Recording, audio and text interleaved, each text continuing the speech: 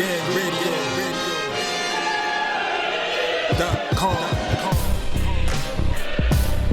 Take over.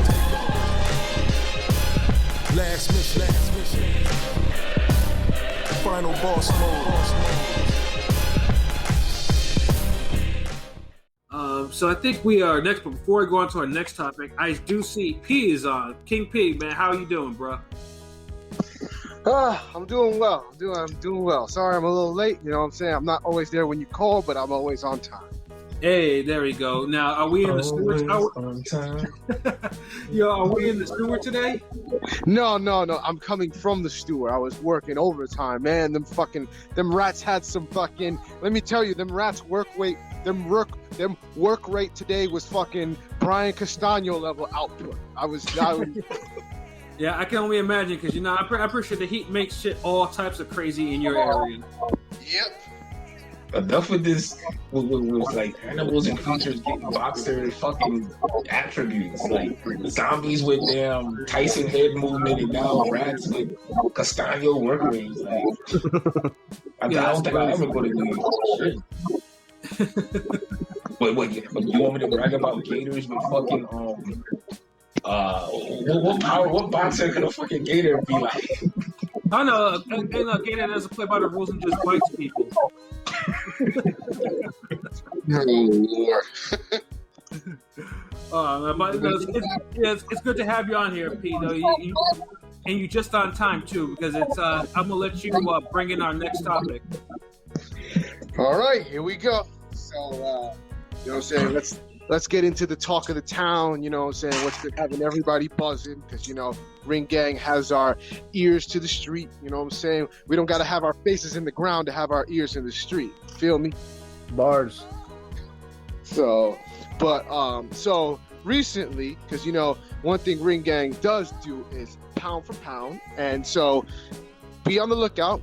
We got our pound for pound list halfway mark coming. Eventually, you'll get it from us. We're gonna have it right. We're gonna do it the right way.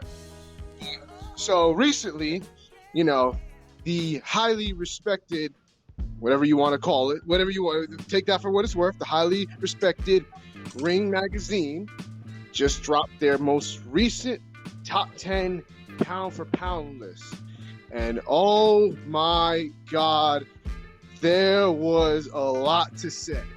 Like, I don't know who's really doing these lists at Ring magazine.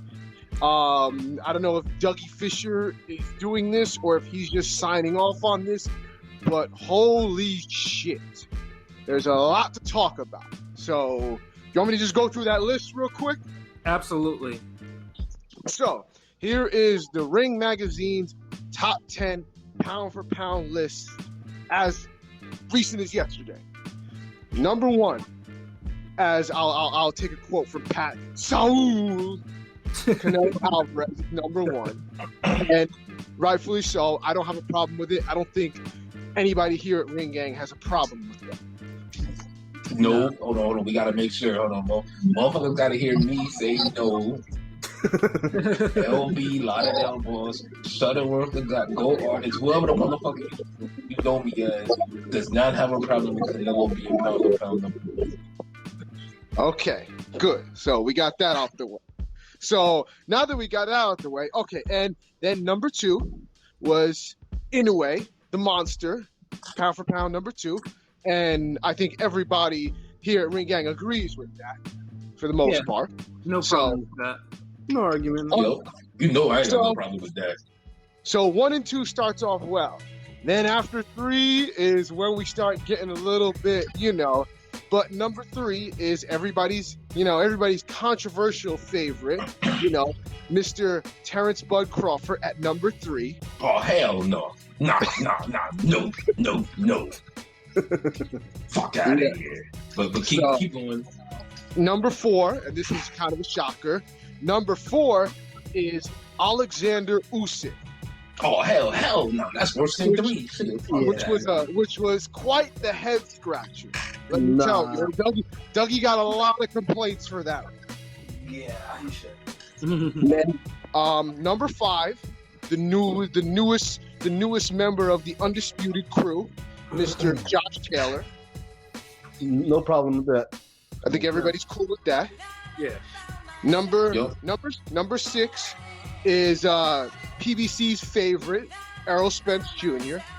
You know what I'm saying? He's PBC Stan's godson, you know. So, I'm sure they're gonna complain that he should have been ranked higher, but whatever. Yeah, So, no. Yeah, why he not number 2? Who the fuck is anyway? Number 7, Mr. Teofimo Lopez. Number 7. I'm not mad at that. I'm not mad, but it's kind of low. Yeah, I feel like he should have been higher. Me too. I feel like he's hovering around 5. 5 It should have been higher to me, but it is what it is. Number 8, and this has some controversial opinions with this one. Number 8 is one Francisco Estrada. Hold on, what, it's Christmas again? Hell no, he don't deserve to be on that motherfucker. Not at no 8. He deserved to be like number 12 or some shit. Yeah, maybe he can open up a 10. I mean, maybe. I don't know. He ain't no fucking top 10. Nah. Yeah. Like Chocolatito need his spot, to be honest. Yeah. And number 9 was the once reigning number 1 pound for pound guy, one Vasily Lomachenko. Yeah, I don't think he can eat now. And number 10 is the guy that most people don't really know much about, is Mr. Kazuto Ioka. He probably should not be 10. I mean, he's top 15, but he's definitely not. I think he's just outside the top 10. He's more 11, 12 or some shit. I think I'd probably put him like 12. Like, cause they kind of forcing him on us. Like, I've noticed that the past couple, like I've seen a few lists pop up recently, and I've been seeing them pop up there out of nowhere. I'm just saying, I've seen it. It's kind of weird. No, he's good. He's good, but I mean, top 10 good. I mean, there's no way in hell that Jamel Charles not on this list. And that was the biggest complaint, and Dougie's mentions went to hell with that one. Why is Jamel Charlo not on this? Why is he not on here? And literally, Dougie did his best to try to defend Jamel Charlo not being top 10, and he did it horribly. There's no way to defend that, in my opinion. I don't know. Yeah, I mean, he's the only 3-belt champion outside of Joshua that's not on the list. And Joshua probably not on the list. That's a whole different conversation, depending on how you want that's to. Heavyweight. Like, and I would still put Joshua and Tyson Fury over some of these fucking names on this bitch too. If you put a heavyweight on the list, I mean, you gotta, obviously you're judging who took off his cruiserweight work. You gotta put Joshua in. I mean, Joshua's resume is one of the best in boxing. So I mean, if you're gonna put Usyk there, Joshua would be there. Yeah, and honestly, I don't feel like we should put a heavyweight on that list until they get fucking undisputed. First of all, and I told LB this earlier. I feel like right now, Usyk is getting with the Ring magazine, they're giving him the Ward treatment of when Ward was top 2 pound for pound for years, like inactivity and all just based off of the Super 6. Like he coasted top 2 just based off of the Super 6 forever. Seems like Usyk trying to do it. That's what's happening.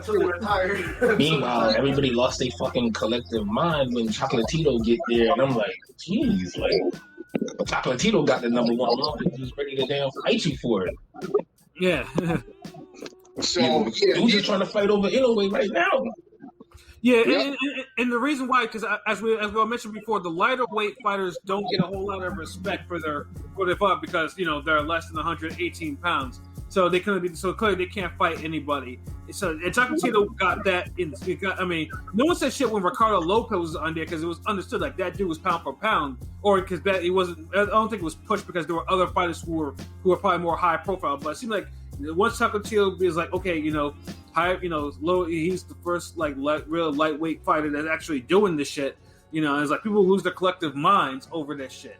And it's between that and now with Monster, it's like, you guys, like there's other fighters sub 126 people, like, it's what the fuck are these midgets doing on my pound for pound list? Yeah, get these high school kids off my pound for pound list. Yeah, like dudes be really upset, man. I'm just like, oh my god, like how can you say you a boxing fan? Look, if you don't know these guys' resumes and shit, like, just cool, don't speak on it. But motherfuckers are lying and be like, well, they never fought anybody. Then you list all the opponents, they're like, fuck up out of here, man. Yeah, because that's what Dougie and his Stan boys were like trying to discredit Charlo. Well, you know, the competition wasn't that great. It was just one division. He lost to Harrison. He looked bad in the Harrison rematch. It was just like, come on. How you look bad in the? Oh, see, it's the whole Golovkin logic again. Like, motherfucker could win clearly, and people will be like, oh, he didn't look good. Motherfucker KO'd Tony Harrison, and now it's like, well, he didn't look good. Well, yeah, but Harrison was winning like 7-0 before then. What the fuck? That's basically what the What fight were they watching? Like, I don't think he won 7 rounds in both fucking fights. I could give him 4 rounds in one fight and 2 in the other. Hey, the fuck out of here, man. So, needless to say, Ring Magazine had a Royal Rumble on their hands in the fucking in the Twitter mentions because and then it became you know, they're white supremacists on, you know, in Ring Magazine they put the black man, then and then it just became Dougie just became silly. Well, I'm a card carrying member, like inviting people to like sit down, Dougie. Like, that's corny when he does that shit. I respected Dougie at one point, but he just came off the rails recently. Like the past couple of years, he be company shilling it now. So yeah, it's been crazy just seeing that. You know what I'm saying? I don't care about, you know, the placement. All right, I have my issues with it, but Jermell Charlo's subbing kind of is the only one that's like, you got to be smoking that fucking diesel to fucking not put Charlo on there. Like, come on, what do you want? Like, and to be perfectly honest, not only is he definitely top 10, I think he's closer to top 5 than top 10. He's right. I have him right outside my top 5. Yeah, same here. I always said that. I always said within PBC, Jermell Charlo is legitimately, he's done more than Errol Spence, and people don't like to hear that either for some reason. Because you got to remember, they didn't have Jared Hurd on the pound for pound list, and this is a guy who went through Harrison, Trout, and Lara, and everybody was relatively close to their prime. Because, well, I feel like Jermell Charlo doesn't get the respect even from the PBC lovers because he was never one of the favorites. He was never supposed to be one of the chosen. Where he's at. Like a Spence or like a Thurman. People argued that Jermall was supposed to be the guy of the Charlo twins and not Jermell. People called him struggle Charlo, diet Charlo. Like, I mean, diet Charlo's because of the weight, though. Like, he's not struggling. I mean, I've always preferred the little Charlo to me. I've always liked him better as a boxer. So I don't know. I mean, I prefer Jermall, but Jermell has the juice right now, and you can't.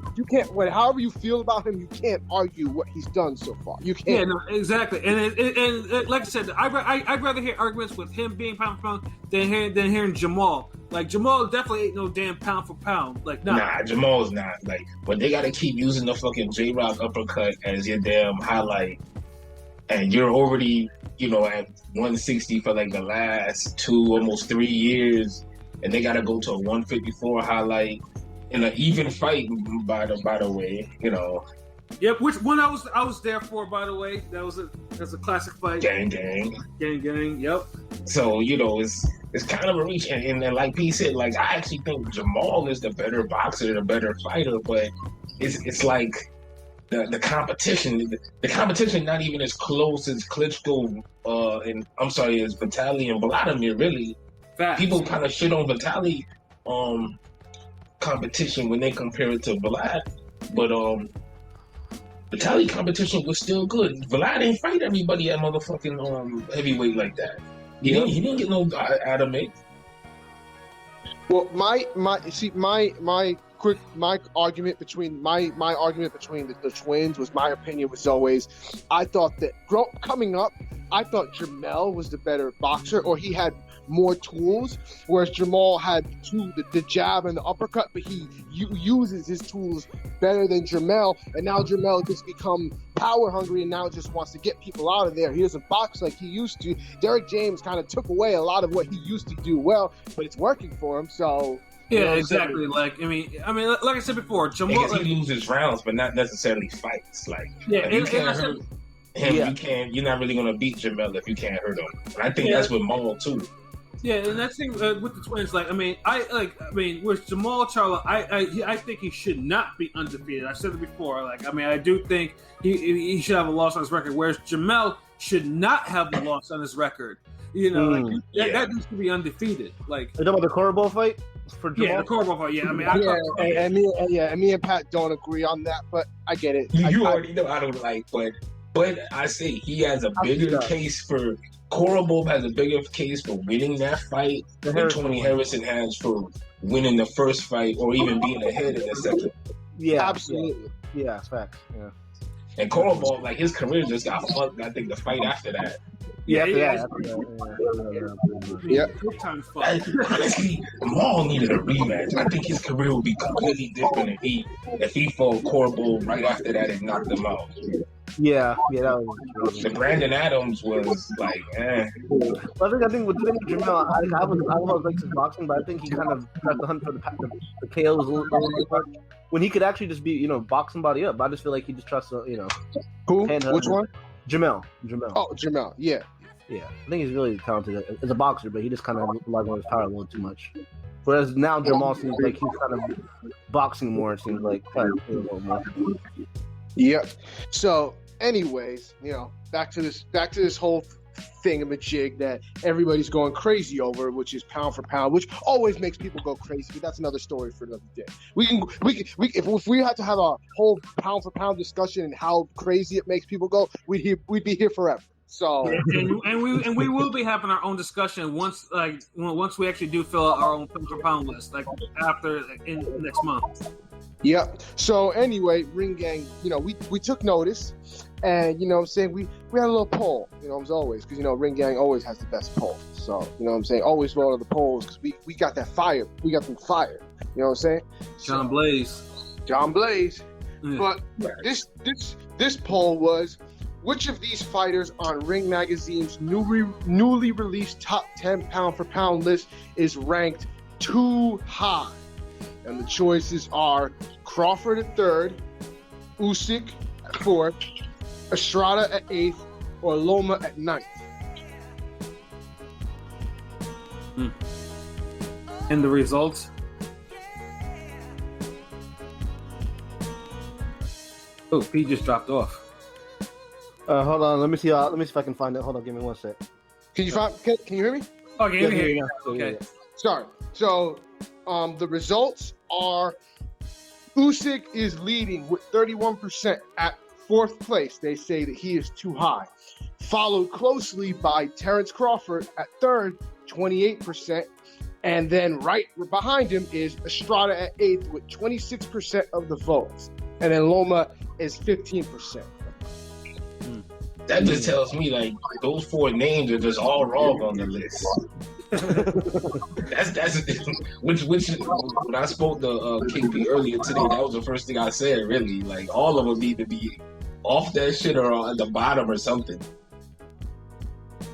Yep, there's just 2, but I personally went with Usyk at 4th. I just feel like that is way too high, especially for Usyk at heavyweight, who hasn't fought anybody at heavyweight. If he beats Joshua, then maybe I'll retract my statement. But I'm not just gonna give him a continuous time pass for the Super 6, which felt like eons ago. Nah, we're not Super doing that. 6. You mean WB? World Boxing Super Series. World Super 6. Sorry, I'm still thinking of the award shit, but they're like WBS. Yes, I'm not giving him fucking a pass. Like he's not gonna get a continuous pass, especially when all these people since have overlapped him and done way better than him since.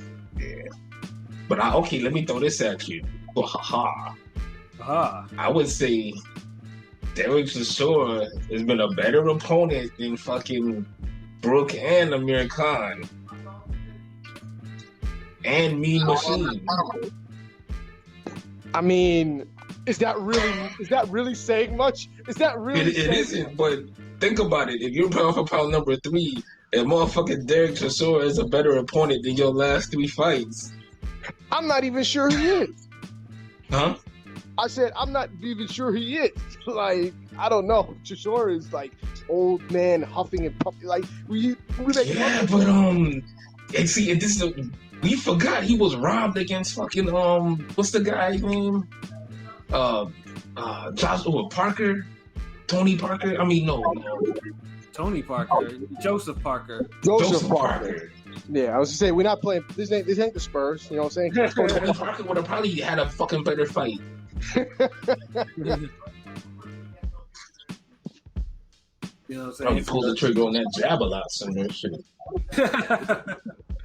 Yeah. So I mean, I try to put that in perspective as well. Like Chisora wasn't even supposed to damn be as competitive, let alone fucking get robbed. Well, and Usyk kind of handled him in a whole hum fight, but he handled him. Right, he did, because there was at least a couple occasions where Chisora looked like he could have gone, he could have been taken out of there by Usyk, whereas Joseph Parker, there was no chance that didn't happen not once. He got dropped too. Yeah, which was that was even more pathetic. I'm like, you look, dog. Like, yeah. Like, you know, so when I look at that, you know, like, but I wouldn't argue nobody picking Usyk over Crawford because they both in the same. They neck and neck, really. 3 and 4. Mm-hmm. Both need to be like 10 and 9 or some shit. Or Usyk don't even need to be on pound for pound list to me personally. Crawford could still be on there, but at the way Crawford going, he need to be like anywhere between 10 to 8 or some shit. Because the funny thing is too, I mean, this is the same thing. I mean, because eventually, I mean, this is the type of stuff that got Triple G taken off the pound for pound list after some time. You know, it's like, you know, Yeah. You know, so I mean, it knows that me or LB don't say anything about Triple G not being on this because, like, you know, he's not. No, I can understand why he's not being on there. You know, it's the activity, the opponents, but he's still knocking out who he faces, and you know, it's just you can honestly, like, to me, in my eyes, Golovkin ain't never been defeated. To me personally, Word. that's my opinion. I haven't seen the man lose. I've seen him being taken to the brink. I've seen him have some close fights, but I haven't walked away from a Golovkin fight and been like, damn. And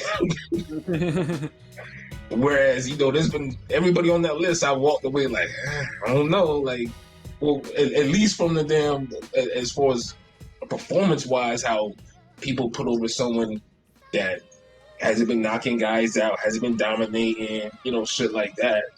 Right. I feel like if Golovkin unifies, or he was to be like Murata or Munguia, you know, he could get back on, you know, he could be number 10 or some shit, especially if he win by KO. If he knocked one of them out, because I treat knockouts higher, you know. It's one thing to beat a contender or another champ, but when you knock them out, nah, that's like an extra bump.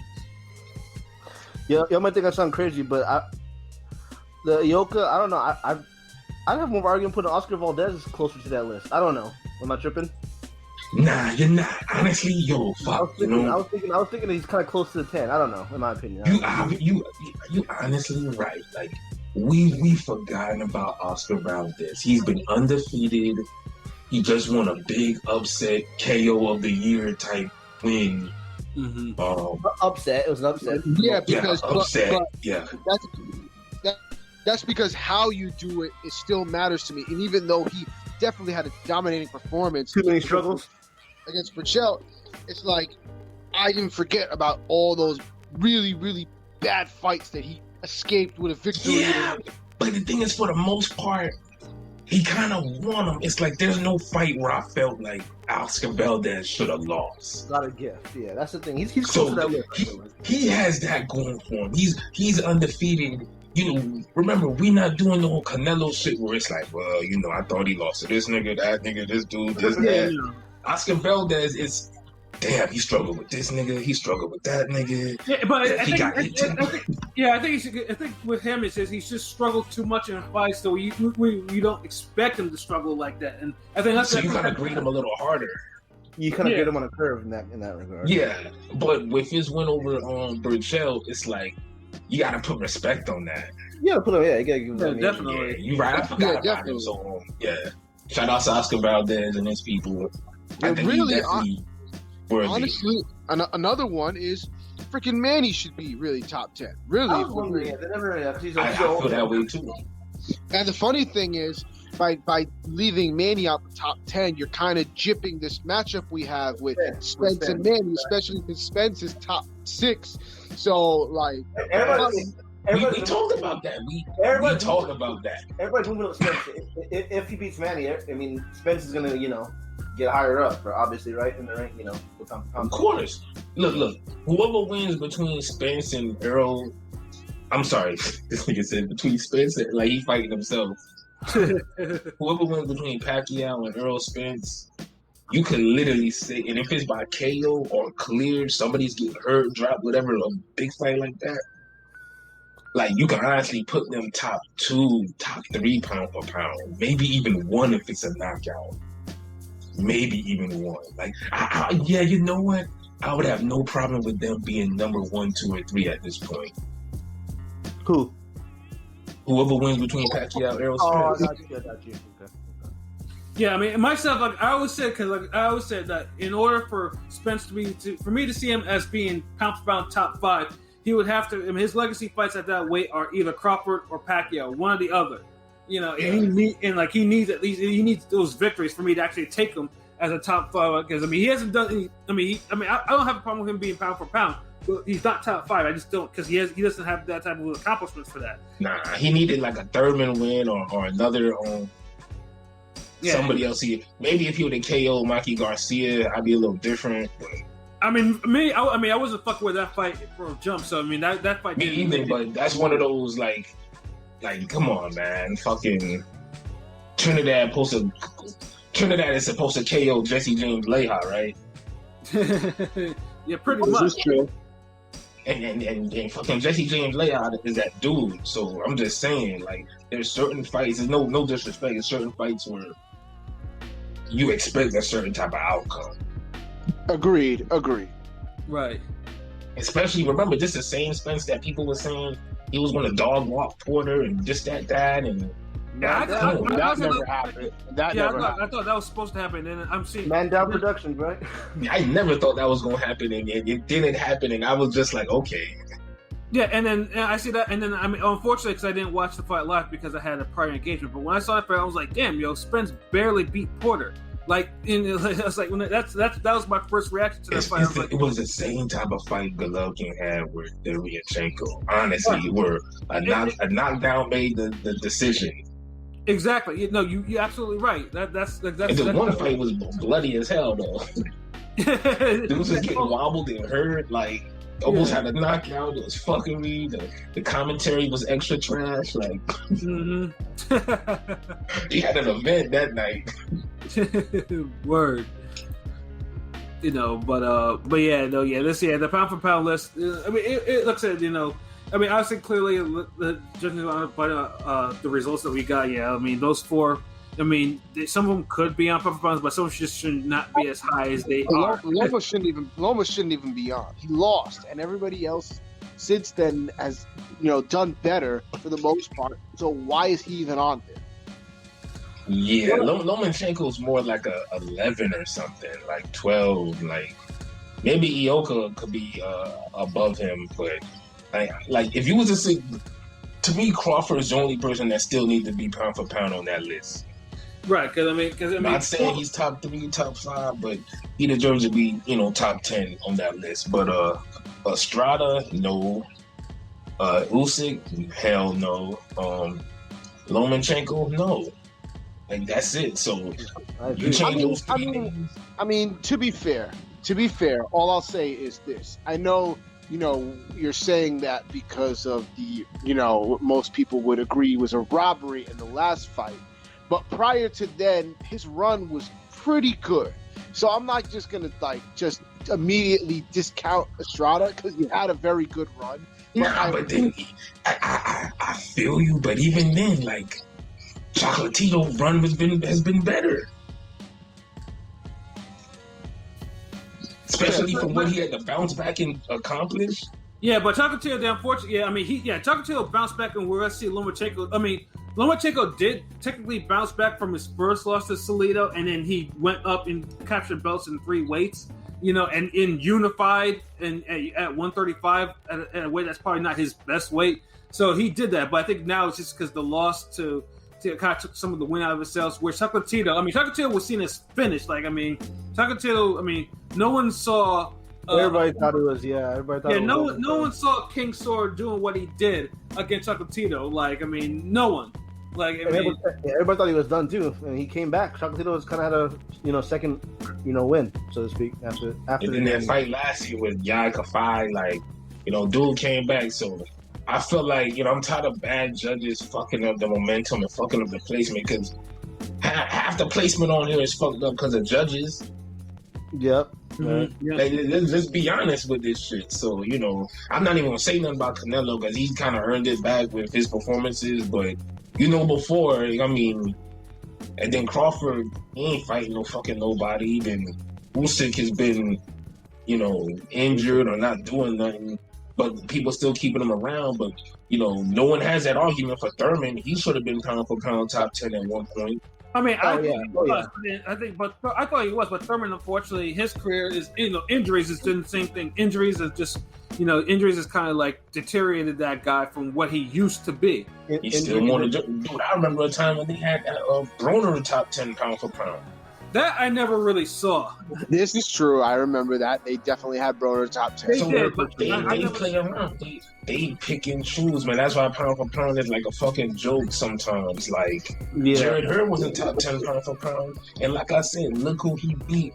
Look, when you beat a certain amount of quality opponents in a row consecutively and you're beating them clean, that has to count for something.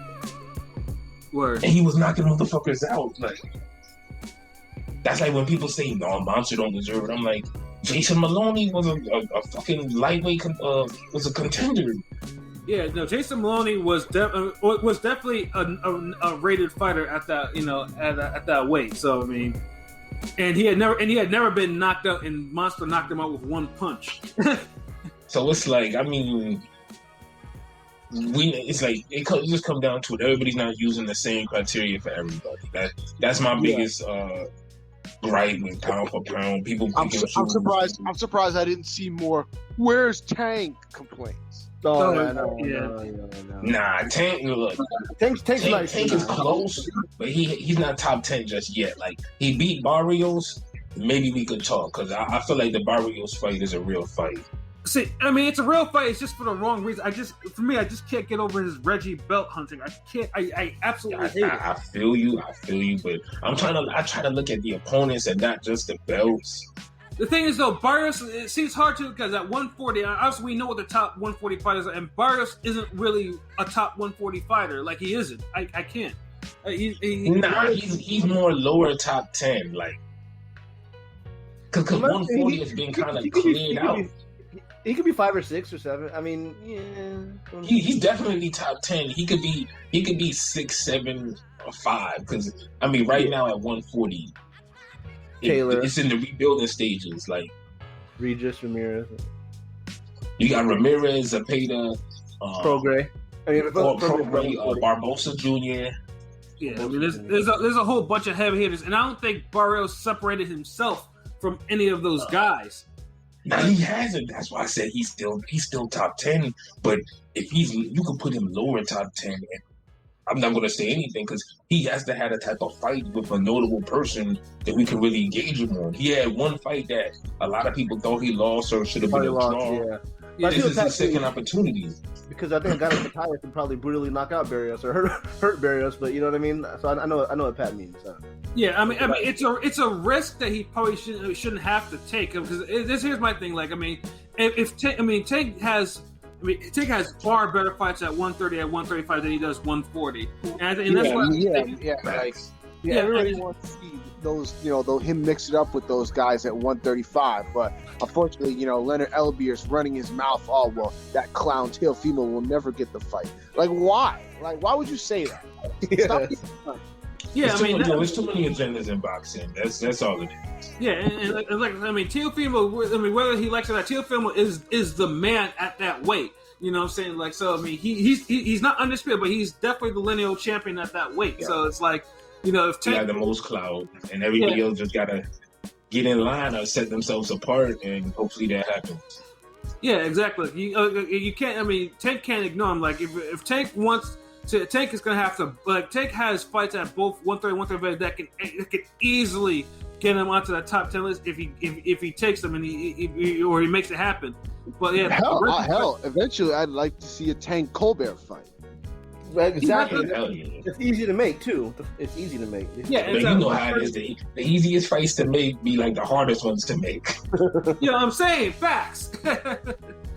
So it's like, we could go on all this all day, but like I said, just to end this, I'll ask y'all each, like, who y'all think is most deserving out of those 4 people that need to stay on the list. Me, I already said Crawford. Like, what's y'all opinion? I agree. Crawford. Yeah, Crawford easy. Yeah, Crawford. Yeah, I mean Crawford. Crawford is extremely dominant. Like, I mean, yes, Crawford is not the type of opponents that most people want him to fight, but he's knocked out every single one of his opponents at that weight, like some of them brutally. So, I mean, the only thing is, I'll say at welterweight, outside of the Horn fight, I don't think he's been extremely dominant. I think he's been very good, but he hasn't been as dominant as he was at the lower weights. I can't forget that career mode glitch. I mean, I was there too. I mean, we were there.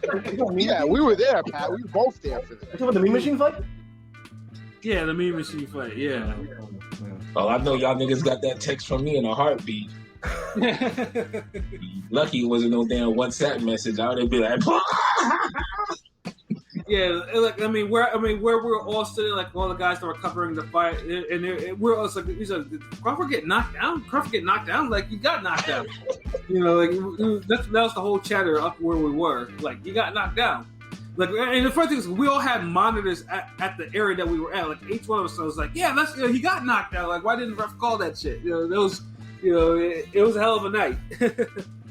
Yeah, so I mean, I know we got other shit to do. So if y'all want to end it here, and we can fix the pound for pound list when we all do our list in about a week or two, and keep it moving. Absolutely, but yeah, Ring Magazine, step your shit up. Yeah, Ring Magazine, step aside for Ring Gang. You know what I'm saying? Exactly. Facts. Yeah. So yeah, we'll definitely end it with some final thoughts. Pilot, I'll let you hit your final thought first. I know you probably got some other shit you got to do first. Yeah. I'm on the clock. Hope they don't hear me. No, but glad to be here. You know what it is, Ring Gang Radio all day, every day, and even on Wednesdays. Today's Wednesday, right? Shit. Yeah, today is Wednesday. Yeah. Actually, Saturday's gonna be some good low-key good boxing cards. I'm going under the radar, of course, with the Floyd shit going on, but I mean, definitely check it out. But ringingradio.com on Twitter, Facebook, YouTube. Or making TikTok? No TikTok, right? I'm not making it. No, we don't do no damn TikTok around here. Just making sure. But yeah, you know what it is. That's what it is, yo. AOP. It's coming up soon, uppercut season on TikTok. Y'all could knock niggas out on that shit and TikTok. I mean, hey, if niggas want to start that TikTok account and start posting some uppercut season videos, go viral, shit, nigga. Make it happen. Yeah, you got the soundtrack already made. Like, what's he waiting for? Start knocking motherfuckers out. Facts. AOP. What final thoughts, bro? Ring Magazine, step your ish up. Dougie Fisher, you being a lame, stop it, cut it out. You being a real bitch right now. So, anyways, I think that dude follows us too. If I'm not mistaken, I think he follows us. I don't know, but he's being real sensitive right now. Facts. So, other than that, you already know what it is. Ring Gang all day, every day. You know what I'm saying? You know where to find us. ringgangradio.com. Instagram, YouTube, Twitter, Facebook. We got some stuff in the works. Uppercut season out. Go rock with that. You know what I'm saying? You know what it is. That's what it is. ALB, man. Final thoughts? Oh, man. Shout outs to everybody. RT Deezy. Shout outs to RT Deezy. Big Boom, Fight Architect. prolific genius, you know, Ring Gang TV, Clownky, my dude, Clownky, shout out, was prolific. We got some dope shit in the works, man. He just sent me some animation earlier with the damn logo hitting the heavy bag and rapping and shit. So like, that's what it you know, is. he just gonna clean that shit up and, you know, put that out there. You know, got a new Ring Gang intro coming soon. So, man, you know, Last Mission been rocking for a minute, but you know, this might be the last year for that shit. Well, but yeah, you know, Return of the Sample Kings is out now. Uppercut Season out now. Everywhere, streaming everywhere. Y'all go and get that video on YouTube, video on my IG channel, the Soul Wars. We just doing big shit, you know. Ring Gang taking over. It is what it is. Get down or lay down. Facts, man. You know, and pretty much my only final thought is Showtime, man. I mean, like I said, not really Showtime. PBC, like, if you're a PBC fanboy, like, I mean, there should be a whole bunch. There should be the same energy, like when, you know, like for all the caping for some of the bad cards that PBC has put on with its notable fighters.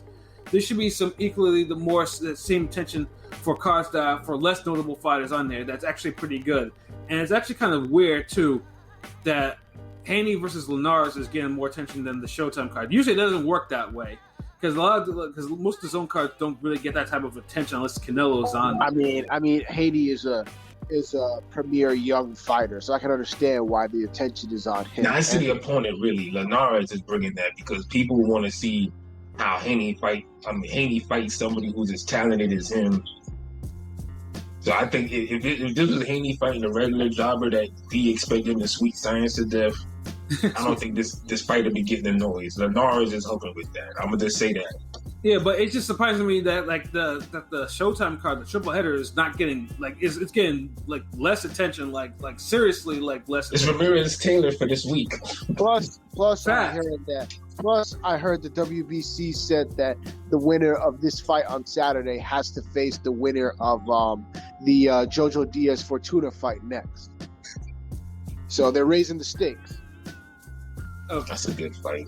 Yeah, and I know, and then also I know Teofimo said that you know if it gets by Cambosos that he wants Haney next, and I mean we don't know if that's going to be Cap or if that's Cap or not, but we'll have to take him for his word. I mean he hasn't done anything that says that that he's bullshitting. So he's fought enough threats where I can let him get his word. You know, this isn't Ryan Garcia saying this. Yeah, that's true though. But it's like like Showtime is putting out a dope triple header like. Like I mean, it's like and like I said, just like P said, it is like Ramirez Taylor. Like I mean, all three fights on there are pretty good on paper. Like like two of them might actually be straight up fades. So yeah, we getting some knockouts. So yeah, I just wish they didn't have it on so late. I don't know why they're starting it so late. Yeah, in a way, it works for me because I have a barbecue that particular day, so. At least I know by the time I'm ready to leave, I can get back in time to actually watch it. So I don't have to miss any of it. So it could have been 9 o'clock at 9:30. Yeah, a triple header at 10 o'clock though is just like there must be a method to the madness, or they saw something in their analytics. But I think everybody has their ass at home by 10 o'clock. But it's fucking Saturday, like yeah. I don't know the rhyme or reason behind that shit.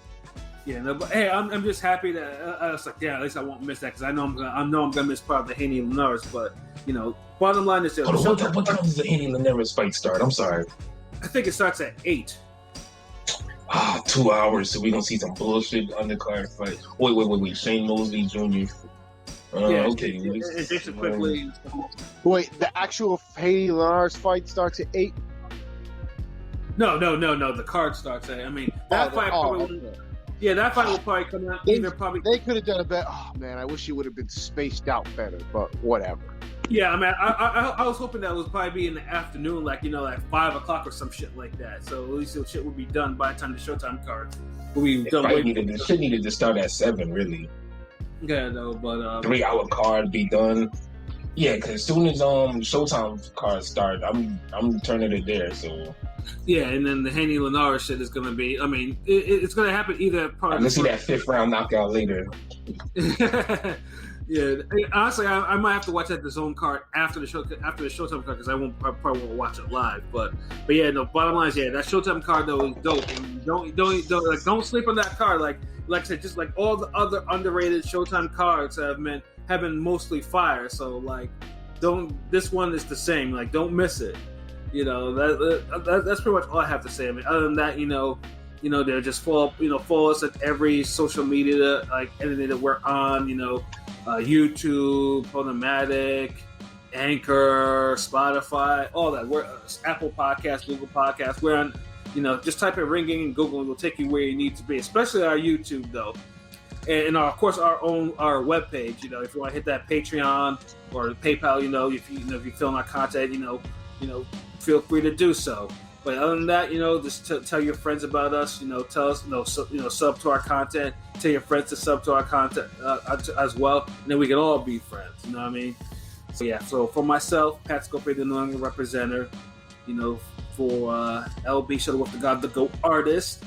For King People, Bodega Pete, and for Conscious Pilot. It's been another wonderful episode of Real Talk. Where, as always, if shit's real, we talk about it. So until next time, peace.